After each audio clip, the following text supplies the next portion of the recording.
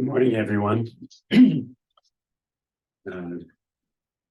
so as I said, I'm filling in for Dave this morning. Uh, kind of on late notice, but doesn't really matter as far as I'm concerned. That's why I'm always the one that fills in when it's suggesting here. So some of you may remember a few months ago, maybe it was a year ago now. The months went by pretty quickly in 2023. So it may have been even in 2022 that I did a talk about being aware of awareness, or more specifically, asking ourselves the question when we're meditating, who or what is aware? And this is what in the ancient Chinese Chan Buddhist tradition was called the Hua Tu. Hua Tu eventually became koan in Japanese Zen, but it was also this kind of technique was used, I think, in Buddhist meditation for probably 1,000 years before the Chinese got a hold of Buddhism or Zen, what eventually became Zen.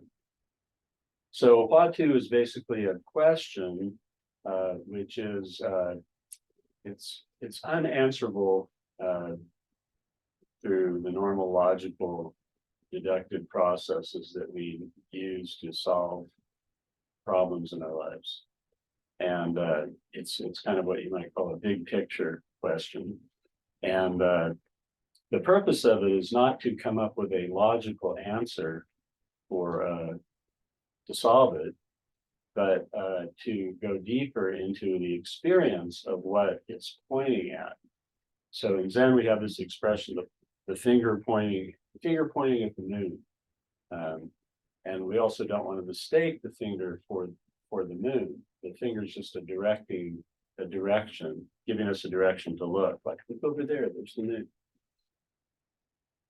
Which can be quite useful, but we don't want to mistake the finger for the moon. So in this particular technique,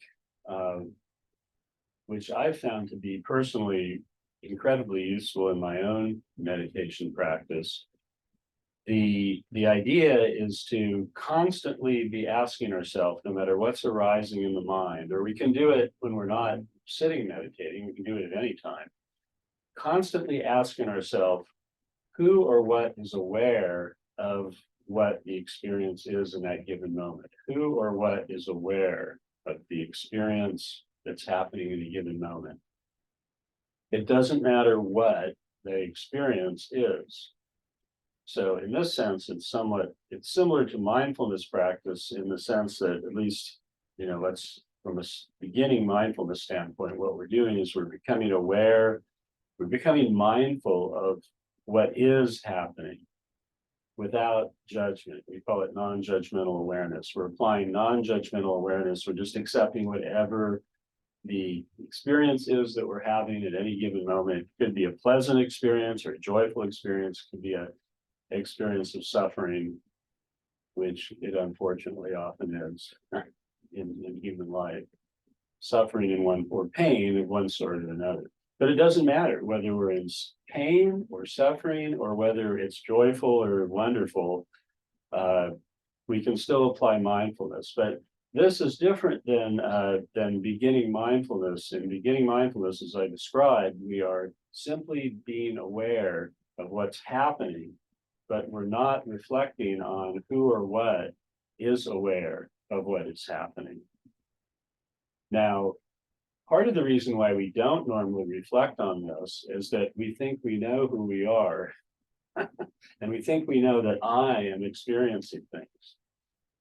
That I, the ego self, Al, is experiencing things. And so there's no question. Why do I have to ask who or what? It's me. I am experiencing it. But as I think probably virtually all of you know that have been meditating for a while, what that I is breaks down under the lens of mindfulness. And if you do this for years or decades or lifetimes, what you find is what you thought you were, what you thought the I was at the beginning, me, this guy, it isn't. You find that the more examination that you conduct, the more subtle and the more involved and the more complex is probably the best word. The more complex the actual experience of living is. Now, we could ask ourselves the question, well, why do I want things to get more complex? It's messed up enough. It's complex enough as it is. I can't even do all the things in my life that I'm trying to do now. But it isn't complex in the same way. In fact, it's just the opposite in a certain sense. And to illustrate this, I'm going to do a reading out of the Entangling Vines collection, because this morning I had this on my mind. I knew for a day or so that I was going to be doing this talk. And I thought, I usually wait till the morning of the talk and I try and just think, well, what is happening? What's up for me right now? And this is what's up for me. It's the practice I've been focusing on. And so I figured, well, I'm going to look through Entangling Vines. I'm going to flip it open and see what I end up with. And I flipped it open and I was looking at probably the best koan in the entire collection to speak to this. And it's actually not even so much the koan itself, but the footnote, which in this collection, the footnotes, I think, are what make the book. So I'll read this and then I'll explain a little more about what I mean. So this is case 204 in Entangling Vines collection. It's called the Surangama Sutras, Turning Things Around. And this is the actual case. In the Surangama Sutra, the Buddha said to Ananda, quote, if you're skillful in turning things around, you're like the Tathagata, unquote. So the Tathagata is, well, you could call it a synonym for the Buddha. It has various different translations, but it's basically becoming like a Buddha in one form or another, all the different translations. So there's a footnote here on this sentence. It's actually one sentence, the koan or the case. And then he gives two different translations of the passage, the longer passage in the Surangama Sutra. The Surangama Sutra is a quite complex sutra. It's a beautiful one. It gets into a lot of different issues. But this issue of awareness and turning the attention towards awareness rather than outward towards phenomena in our meditation or in our life is a large part of what it's about. And it's basically a recitation by the Buddha to Ananda, who was one of his primary students or disciples. And it's a very complex and long sutra, but this piece is just a paragraph. From time without beginning, all beings have mistakenly identified themselves with what they are aware of. Controlled by their experience of perceived objects, they lose track of their fundamental minds. In this state, they perceive visual awareness as large or small. But when they're in control of their experience of perceived objects, they are the same as the thus come ones. That's another word for Tathagata, thus come, or Buddha. Their bodies and minds, unmoving and replete with perfect understanding, become a place for awakening. I'll read the other translation too. Gives you an idea of how different translations can be of the same passage, depending on who's doing the translate, what their perspective is. All living beings from time without beginning have disregarded their own selves. Now, this is selves with a large S, or what I call the big S self. Big S self. All living beings from time without beginning have disregarded their own selves by clinging to external objects, therefore missing their fundamental minds. Thus, they are being turned around by objects and perceived large and small sizes. If they can turn objects around, they will be like the Tathagata, and their bodies and minds will be in a state of radiant perfection. Actually, rereading both of these, I think they both have their strong points. So the character that's used in this translation, turning around, means different things, and Kirshner notes here that it can mean redirect, change, transform, or revolve. Redirect, change, transform, or evolve. The concept is of skillfully using things as they come along, appropriately and without attachment. Pretty beautiful description there. So that notion of revolving the mind or turning is a common one. It's not just in Zen. You see it a lot in Tibetan Buddhism too, where they talk about rolling. They even use the word rolling or revolving. There's a particular practice in the Tibetan meditative school, one of the Tibetan meditative school, which is, they call it rolling, mind rolling, mind rolling. And there's certain people that specialize in this practice. They call them mind rolling lamas, mind rolling lamas. Now, if you were to just think about that in a normal sense, you think, what do they like roll up like sow bugs and roll along or something like that? Like wheels, but it's not like that. It's an internal practice, and it's exactly the kind of practice that I described at the beginning. We can get quite complex with it, and the Surangama Sutra really gets into it, as all sutras do. Well, one thing you'll note, at least I've noted about reading these ancient sutras, is they go into things in an unbelievable detail, and they state it many times in many different ways, but saying essentially the same thing. And that may be a product of the fact that they came from an oral tradition that in an era before writing existed in India, or I don't know why, other than they wanted to make sure you got it. But for whatever the reason, either Buddha was incredibly wordy, or these things were created later as a way of convincing you of the way they were presenting things, that it was accurate. But it can be a very simple practice, and that is the way that I use it, which is quite powerful if you can do it. And that is, the minute you're aware of some kind of thought or perception while you're meditating, and of course, you have to start doing this when you're sitting meditation. You won't be able, I don't think, to apply it to your everyday life as easily unless you first get a grounding in your sitting. Because when you're sitting, you have that kind of mirror, and without a lot of body activity, distracting body activity. The minute we get up and move, for instance, in the walking meditation, you probably notice that during the slow walking, it's much easier to keep your mind focused on your breath. But as soon as you start fast walking, the mind will speed up along with it, because that's what we're used to. We're conditioned in that way. Our mind speeds up when our body speeds up, or when we're engaged in, of course, relating to others and speaking or listening or whatever. It's very difficult in those situations to reflect back at that moment, who or what is aware of this.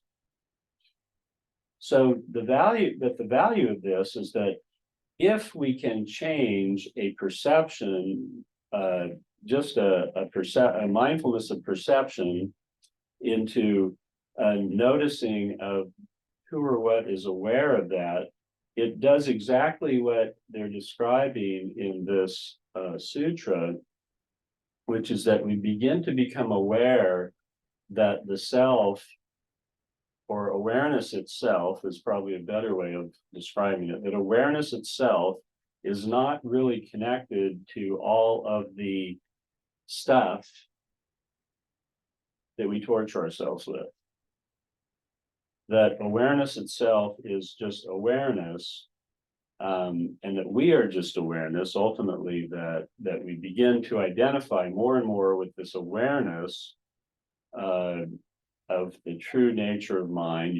That's how it's sometimes described in Zen, the true nature of mind, rather than the objects of the perception.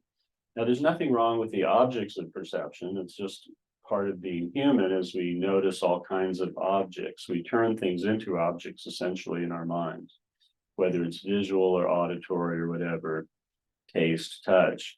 And as humans, we're going to experience the universe through the sense objects. There are 6 sense gates. Thinking being one of the senses. There's the 5 normal senses, and then thinking being the 6th one. But what they're describing in the sutra and what our experience becomes when we start observing this is we get lost in the perceptions and we lose our center point or 0 point. 0 point is perception itself or awareness itself. And then we identify with the things out there, and also our body and even our thoughts are often the things out there, even though they don't immediately appear to be. When we start observing and we realize those things are not awareness itself, those things are objects of awareness. The body is an object of awareness. Our thinking, our thoughts are objects of awareness. Our millions and billions of thoughts that we have over the course of a lifetime. When we're not even aware they're happening most of the time, but when we start really becoming aware through meditation, initially through meditation, of how much thinking is occurring at any given time, it can be quite daunting. And we do have to clear a lot of that away before we can do this practice I'm describing. This could be said to be an advanced practice, but in a way, anyone could do it at any time, provided one is able to. So the way the practice works is that at every turn, the minute we're aware that we're not just being aware, that we're lost in thought, lost in a sensation of some sort, whether it's a sound or a sight or whatever, we immediately pose the question, who or what is aware in that moment? That's simple. The minute we pose the question, the second, the instant, the timeless instant that we pose the question, we're immediately focused on the true self, on awareness itself. And however, we don't come up with a logical answer. The answer, if you want to call it an answer, is the experience of just being aware in that moment, just being awareness itself, just being perception itself, not getting lost in the sound, not getting lost in the sight, but experiencing awareness as seeing, awareness as thinking, awareness as smelling, touching, hearing, whatever.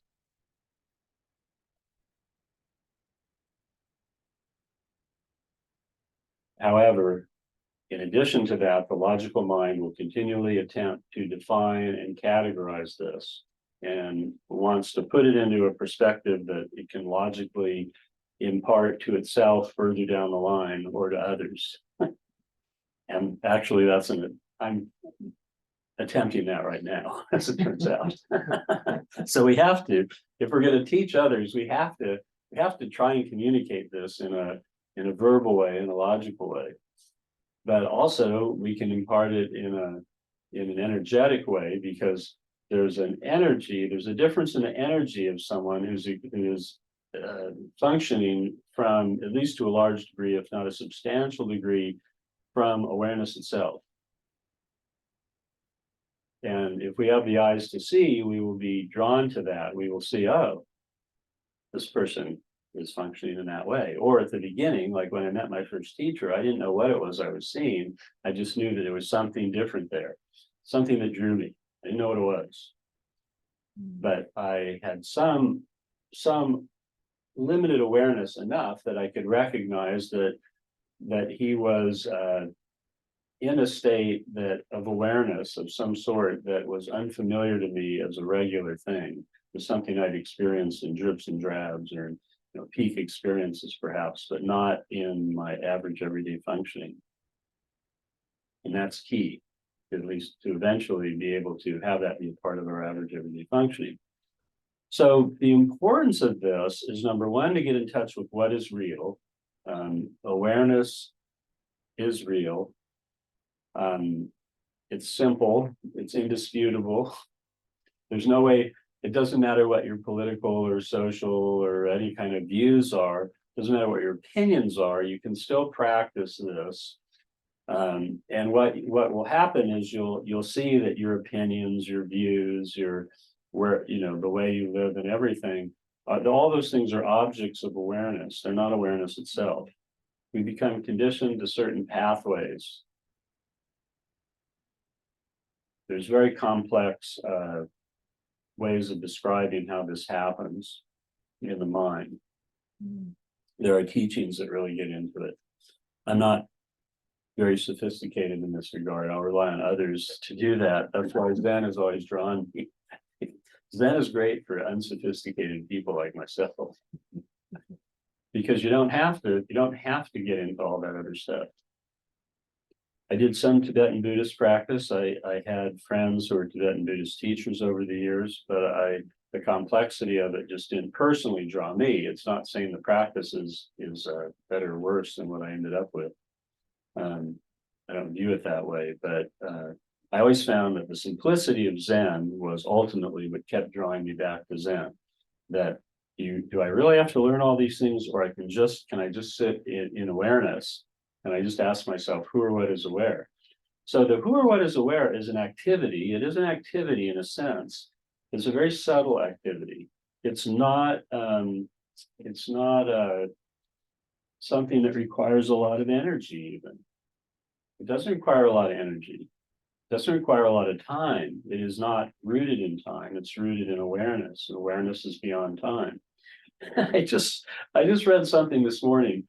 You know, there's all these amazing images coming from these new telescopes that are being launched. Some of them are, focusing on infrared light spectrum, and some on others. But they're just coming up with amazing stuff. And also it's changing the focus of some of the theories that quantum mechanics has, theories that have come out in recent years. And some of it is confirming and some of it is not confirming, which always is problematic, but that's the way science works. And one thing they found is that in the middle of our galaxy, the Milky Way, is a black hole. There's a black hole in the center of every galaxy. This is something that's pretty settled knowledge now.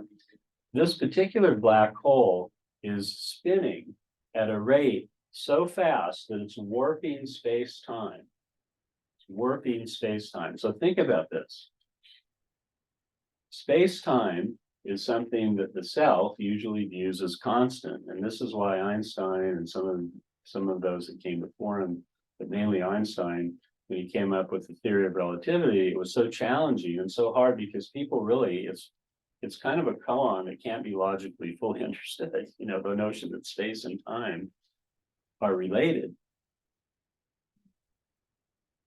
And then gravity's in there too. And so I was thinking about that this morning. Wow. So the space-time continuum, meaning time and space, are warped in the middle of our own galaxy. We're probably being slowly drawn to that. But in Zen meditation, you can experience that now, that timeless, spaceless state of awareness. And you can ask yourself again, who or what is aware? So this can be especially useful as a technique, as a skillful means, if we're experiencing some kind of suffering or upset. So maybe you've lost somebody, maybe someone close to you has died, or maybe there's an upset in a relationship, or a financial upset, or a health upset. Probably of those of you listening, all of you are experiencing at least one of these right now. Because I talk to like 40 people a week, and every week, at least someone is experiencing some of those things, and including myself, by the way.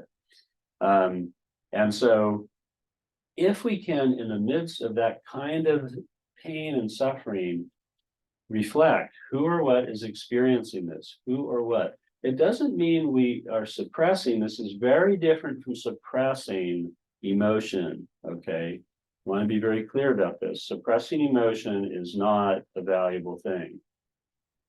This is in the midst of that, not stopping the experience, not stuffing it, of reflecting on who or what is experiencing it. And that in and of itself, that basic kind of mindful attention, changes the nature of our relationship to what's happening in a fundamental way. I'll leave it to you to describe, for yourselves how that feels if you do that. So who or what is aware, or you could ask yourself, who or what is experiencing this? That's another way of looking at it. The reason I say who or what or who is who implies there's an actual person experiencing this. What means it could be anything. So probably what is more accurate than who, because what doesn't imply a who, but it also doesn't exclude a who. But that's up to you to experience the who or what. What is it exactly? What is it? One teacher I practiced with, he would shout out sometimes in the middle of a retreat when everyone was sitting really quietly and say, "What is it?" It's Bernie Glassman. What is it? What is it? It was a reminder. What is it? What is it? What are you doing right now? Who or what is experiencing this sound, this meditation, whatever? That's Zen. That's what our life's about. That's what the Surangama Sutra is talking about. So I think this is a good point to open things up. If you'd like to ask a question or comment on this, please unmute yourself. Or if you're here, just come up and grab the mic.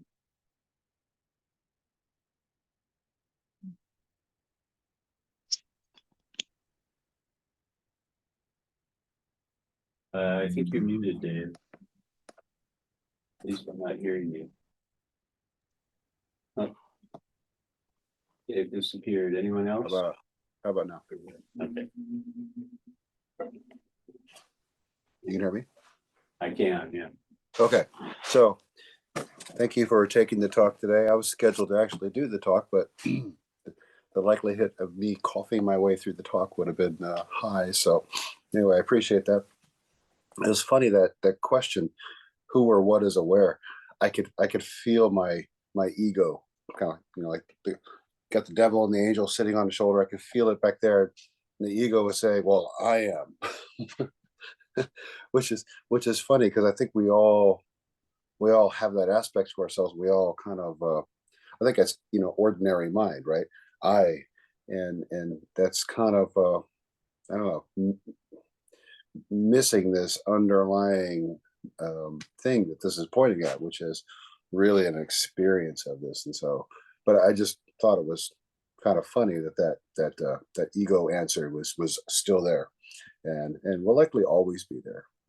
My comic relief, I suppose. So, but anyway, I enjoyed the talk. Thank you.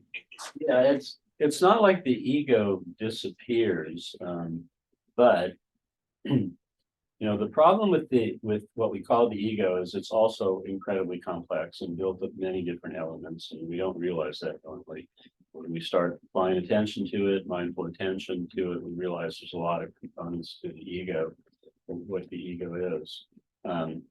But also the problem with the ego is not that it exists as an idea, which I think is what it is essentially, but that it assumes a position within the self that it's unable to fulfill. The ego can't deal with issues like who or what is aware, or what is death, or what is life, or what is love, or anything, any of the big ticket issues. Let's see, front row center seat issues. The ego really can't. If you're figuring out how to ring a gong or fix your change light bulbs or something like that, the ego's fine at that kind of thing. It's even fine in advanced mathematics up to a certain point. But then there's the point at which even the ego can't seem to go there. So yeah, but it's a good illustration of what happens when we're confronted with this. Is the ego fights. That part of the self fights the controlling ego. I'm going to call it the controlling ego because that's the part of the ego that I think is the most problematic in instances like this. It fights because it sees that very question as a loss of control. It's really not. It's like if you think you're driving the car, but you're really not, it's a good thing to know. And if you think you're driving the car and then you're pissed off or you have a lot of fear come up because you find out you're not, then that's unwarranted fear, because guess what? You're not. And that's the reality. it's hard to accept sometimes.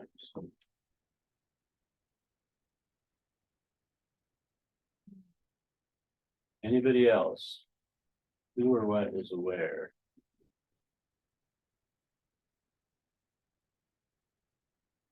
Yeah. Yeah.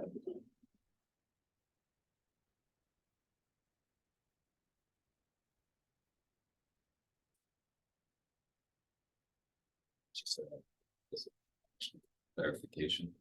Um, so is it kind of like the first phase of like consciousness is like thinking that you are the object of perception?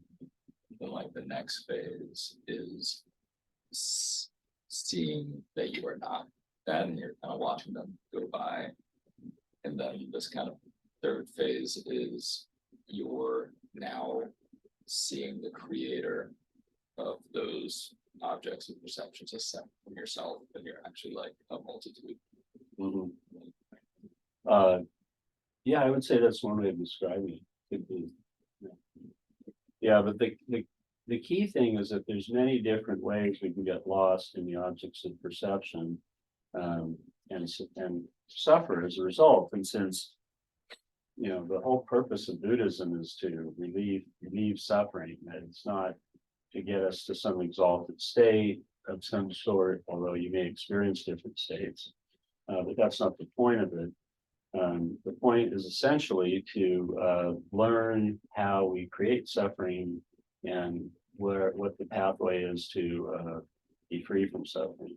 And as Dave alluded to, and everyone's experienced, no matter how long you've been doing this, you still practice with this. It's nothing that goes away. This tendency to get lost in the objects of perception is a constant thing that happens. So that's why we constantly have to remind ourselves and ask ourselves the question, who or what is aware? At least that's one way we can do it. One way we can practice with it. Anybody else? Robert, I can't really see you too well, so just if you're online, just speak up. Yeah. Hi, Al. Great talk. I really enjoyed this subject. I just was thinking that that this question, which is sort of a master Watu, and Watu in general, it's nice that I think you've already pointed out that it's so simple. You can really access it without, you don't necessarily have to read the sutra or Yeah. have an intellectual background. You can just ask the question and take a look. Yeah. And it also occurs to me that I really enjoy this kind of practice, but it's so simple that maybe people could have a tendency to get frustrated with it and think that they're not really doing anything. Yeah. Well, they're not. We're not really doing it. And that's, when we talk about ease in this practice or in our lives in general, there's an ease that occurs when we realize that we're not the ones in control. Now, there are things I can control. I mean, I can pick this up and I can hit myself with it. I can throw it if I was a fool. Or I can use it. It's like a talking stick in a way. So I have control over that. But like I said, the big picture issues are beyond the ego's ability to control. And the less and less we try to control what cannot be controlled, the more relaxed we are and the easier things are. Difficulties occur, in my experience, when I try to control that which cannot be, which is about 99.99% of the things in my life. Think of how much energy that frees up to control the things we can.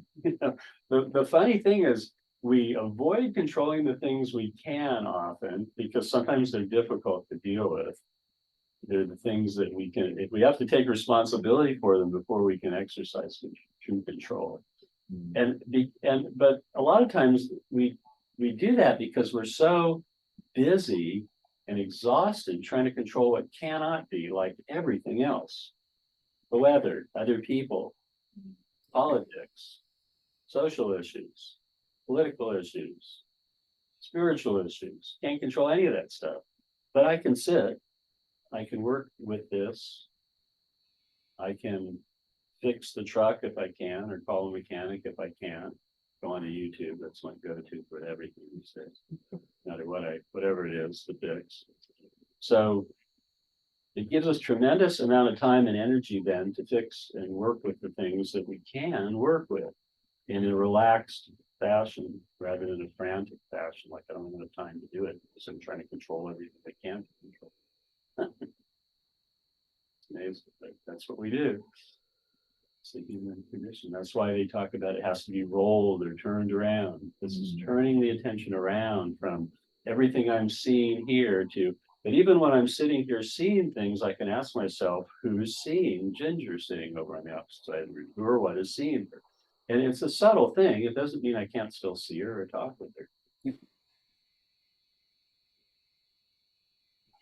Anybody else? Lynn. We got Lynn, and then there's someone else online. We'll take you next. I can see you. So just sitting there in the chair, asking myself who or what is there, I could just feel this tension went out of my shoulders and my body, and the thinking just dropped, and I just came to a place where it's okay. It's just not that I haven't tried this before, but Right. it's just I know. just sitting here today in that chair. Good. Yeah. Lynn just lost someone quite close to her actually, and she was kind of who I was thinking of a little bit when I was talking about this. Was there someone online that wanted to say something, or they're just not muted and it keeps coming through and they move? Not sure which it is. Anyone else online? Hi, I wanted to mention that I found it appropriate that I chose to identify as Heidi today. Mhm. It was really just based on my appearance, but the question is, who is Denise really? Like, I'm identifying with the who, but I chose to be Heidi today, so it's all good. Because in the end, we are all one, and that's all we really need to focus on. So names are irrelevant. Yeah, on a certain level, that's true for sure. That's it. Thanks. Welcome. Yeah, but even that, we can think who or what thinks that. So again, anything that comes up that arises in our meditation or our life, we can focus on who or what is experiencing this, who or what is thinking this, who or what has a view or an opinion about this. Because a lot of times, I don't know about you, but I'm not a monk in a monastery that's sitting and meditating 10 hours a day. I have a pretty active life. And most of the meditation I do is in the morning. So, but I notice in the morning that sometimes I'm occupied with things just like everyone else is. And I find it a very rapid way to get to what's really essential is to just ask myself who or what is experiencing this idea, this concept, or this perception, which ideas and concepts in Zen are a kind of perception. Or an object, you can say, of perception. So again, confusing the object of perception with the perceiver itself is the cause of tremendous suffering.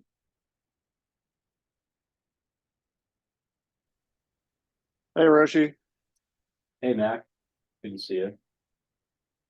Just what keeps coming up for me with this talk is just thinking about lucid dreaming and how when you're asleep in a dream, you think you're that little dream figure walking through the dream world. And then once you become lucid and you realize the entirety of everything is who you are and who your mind is, and just that confusion and difference and how that changes the entire dream, which is, I know in Tibetan Buddhism, they use that as a example of what's happening in everyday life too. So Yeah. Yeah, because normally in a dream, we're literally asleep, right? We're asleep, we're sleeping, and we're not aware when we're in the dream that it's a dream. Well, Buddhist teaching essentially teaches us that the same thing is true of life, that if we're not aware of awareness, of the state of awareness, of who or what is aware, then we're essentially in a dream. We're lost in the objects of perception, similar to in a dream. We're lost in the dream and think that we're really being threatened by Godzilla, or King Kong was one I had when I was a kid. King Kong was threatening me. I tried to hide in the dresser drawer, but guess what? That doesn't work with King Kong, Or I remember one recurring dream I had for many years when I was younger, is it being chased by a Tyrannosaurus, and I was really into dinosaurs when I was a kid, and that was my undoing. But I wasn't really being chased by a Tyrannosaurus, but when you're in the dream, it sure as hell feels like it. And when you wake up, you could even be sweating or crying, or if it's a beautiful dream, joyful, and then you're angry because whatever the beautiful thing was in the dream, it's not happening anymore. You're back to your old lousy life again. It's funny, huh? But so same thing, really the exact same thing. So, thanks for bringing that up.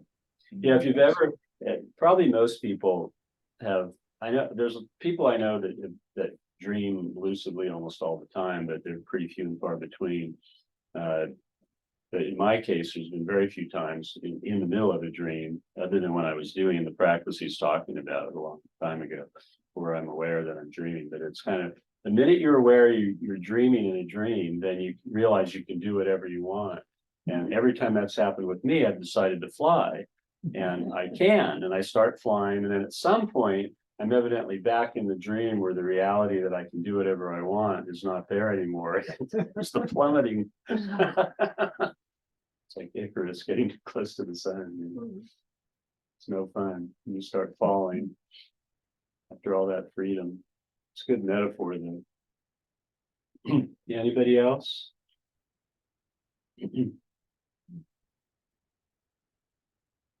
All right. Thank you, everyone. Good to see you all. Have a great afternoon. We're going to end the recording, and then I have a short announcement. It's on the bottom, I think. Just listen.